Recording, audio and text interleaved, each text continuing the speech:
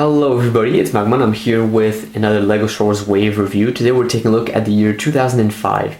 And this is a great year because this was the release of Star Wars Episode 3, one of my favorite Star Wars movies. There's a lot of really cool sets that LEGO released that year.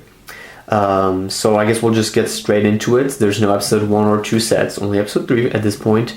We have 6966 Mini Jedi Starfighter. This was a promotional little set that was found, I believe, in some Toys R Us's and other, that kind of stores, I guess. It's cute. It's kind of nice. I think it would fit well in a small Lego collection, I guess. I don't know.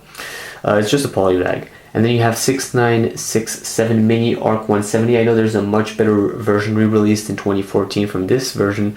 So really go ahead and check that one out. This one looks kind of weird, kind of bulky and stuff. From the sets, we have 7250 Clone Scout Walker. Now this is a great Lego set. The Scout Walker is obviously a bit oversized for the Clone Trooper. In fact, it's I think it's I don't know, 1/3 too big, I believe. I can't really tell. And it came with a Recon Trooper, which the Recon Trooper we know didn't have anything to do with the Scout Walker. It was actually Kashyyyk Trooper seen on those, but I guess Lego just threw in some clones from all over the movies into the different sets. So that it's a pretty nice set. It works very well. The walker's great, and the minifigure is exclusive, so very desirable set. And it was only $10. Next up, we have the 7251 Darth Vader transformation. Again, this was like $6 or $10 type of set. You got Darth Vader with the suit, Darth Vader without the suit, and then you just have like this really small transformation plate. It's a really small set. It's not really, there's not much to it. It has this like small medical droid that supposedly helps. Not a very big draw. I mean, it was the only way to get Darth Vader's transformation. Then we have the 7252 Droid Tri-Fighter. Again, $10. All you got was the small Droid Tri-Fighter and a Buzz Droid. Buzz Droids, we saw them. They're pretty cool. They're actually pretty competent droids compared to the incompetent battle droids we're used to seeing. And the Tri-Fighter is a pretty cool vehicle. It was able to take down some ARC 170 starfighters, so definitely very exciting vehicle. Although it is a bit small and a bit blue for my taste. I have 3 of those actually. No, I have 2 of those. Yeah, so they're pretty cool. Definitely do enjoy that set. Then we have the 7255 General Grievous Chase. I have this set. I've had it forever again. It comes with Grievous, which comes with the cape and the lightsabers. This is the only set you would get Grievous at the time, so that's why everybody kind of got this set. It comes with the wheel bike. A lot of people despise that scene with Boga and the wheel bike. I don't know why. I myself really enjoy this scene. We've gotten a newer wheel bike, but it looks kind of weird and a bit too big. This one's just fine, I guess. And then we have Boga, which has never been re-released in Lego. And we have Obi-Wan. So if you guys just enjoy that part of the movie, basically this is a really good set. If you haven't enjoyed that part of the movie, or it's not really anything you're interested in, then maybe just get General Grievous for having the old nostalgic General Grievous, which is pretty expensive now. But that's about it. And the Obi-Wan minifigure is very neat as well. Then we have the 7256 Jedi Starfighter and Vulture Droid. This is from the starting sequence of Episode 3 again.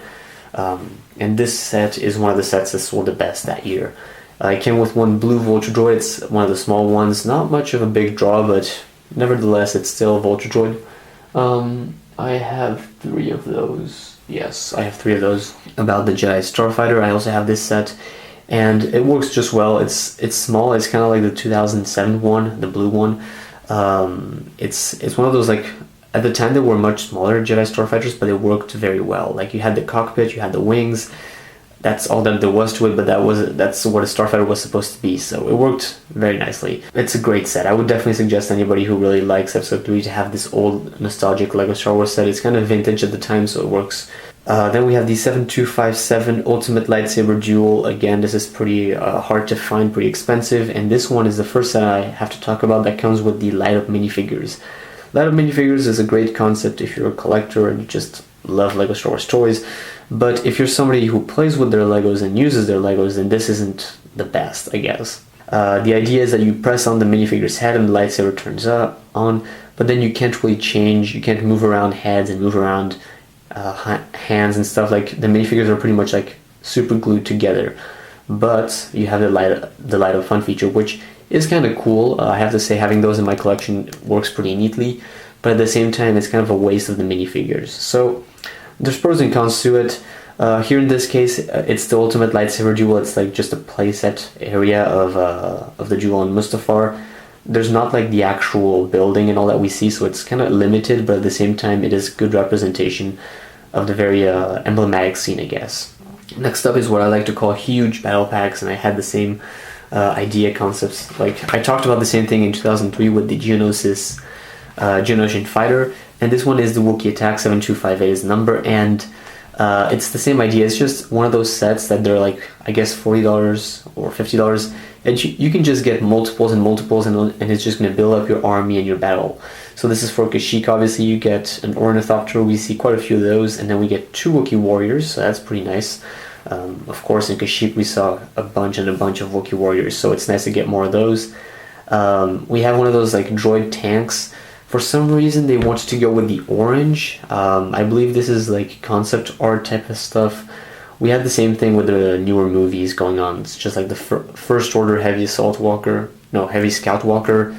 And then for The Force Awakens we had that like weird speeder. Like, it's these things that change from the concept art to the end of the movie. So it was meant to be blue and orange, and then we saw it completely gray, and then it ended up like this is a Lego set. But whatever. Comes with 2 battle droids and a spider. So just if you guys want to build up Kashyyyk and you have this set on your hands, or you can get the set cheaply, definitely go ahead and get it. I do know that it is a pretty expensive set to get, and not a lot of people bought it at the time, so didn't sell that well. Next up is the 7259 Arc 170 Starfighter. I am dying to get this set, even though I have the newer version.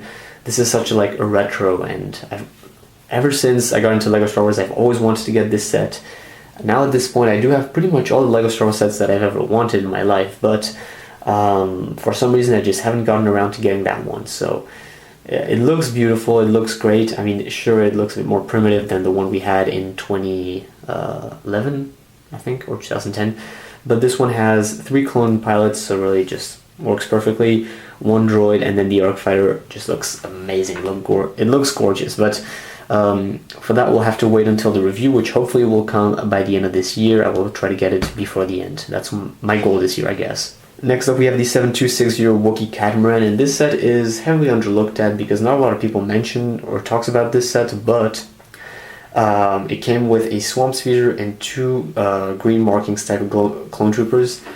Very much enjoy this set. The Wookiee Catamaran itself, it lacks quite a bit, similar to the Wookiee Attack. I guess they didn't have all the concept art because it's missing parts. It's supposed to have like 2 more wings on top, but I guess LEGO just didn't do that.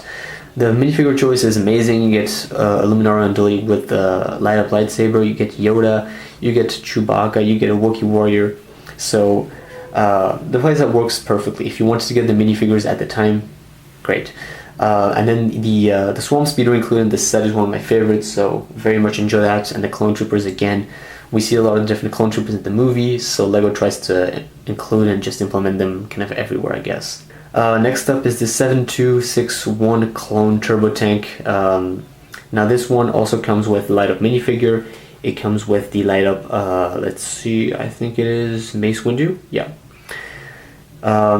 Once again, a bunch of clone troopers. You got a Kashyyyk trooper, you got a yellow markings clone trooper, which supposedly is Commander Blair or Commander Cody, depending on if you've seen the Star Wars video game, you'll understand the reference of Commander Cody, which it's not Commander Cody, but the game labeled it as so.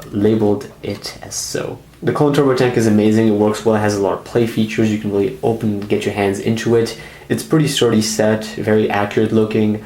I speak very highly of this set, and that's because forever in my life I've always had it in my collection. I've played so much with it, and it's such a great set. And it still holds up to this date, so definitely if you're looking for classic old LEGO Star Wars sets, the Clone Turbo Tank is definitely a set to consider. And then for the promotional sets, we have the 7283 Ultimate Space Battle, Target exclusive, much harder to find.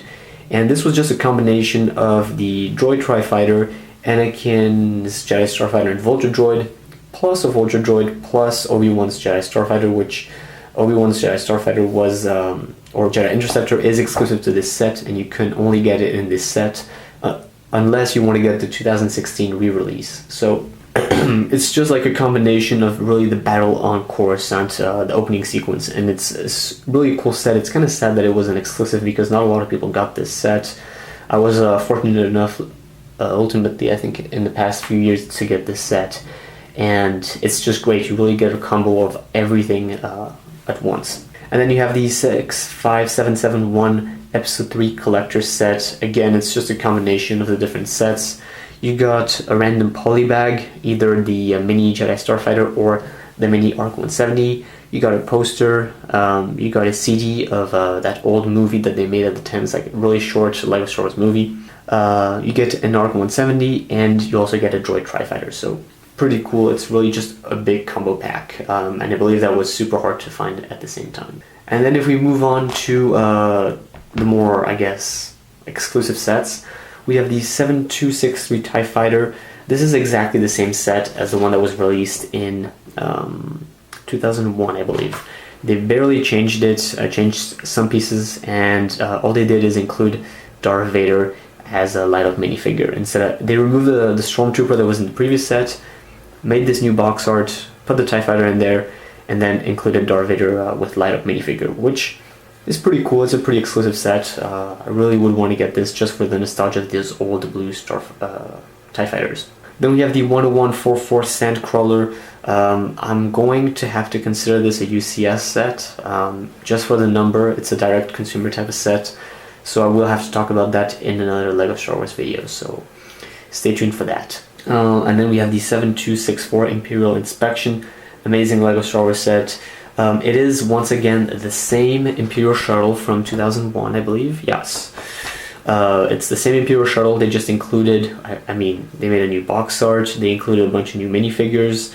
Emperor, the Royal Guards, Darth Vader. So it's just a more expensive set, and it has just so much more content into it. So that's why a lot of people really look after this set and want to get it. And I definitely will understand why, and it's part of those sets that I am like looking forward to getting. However, I do believe it was more of a Walmart, Target, or Toys R Us exclusive. I think this was actually Toys R Us exclusive. And then I do want to make mention of the 10143 Death Star 2 set I'm dying to get. It is a direct consumer set, so I will be talking about those in another LEGO Star Wars video. Thanks for watching, guys, and I'll see you guys in another video. Bye-bye. The dark side.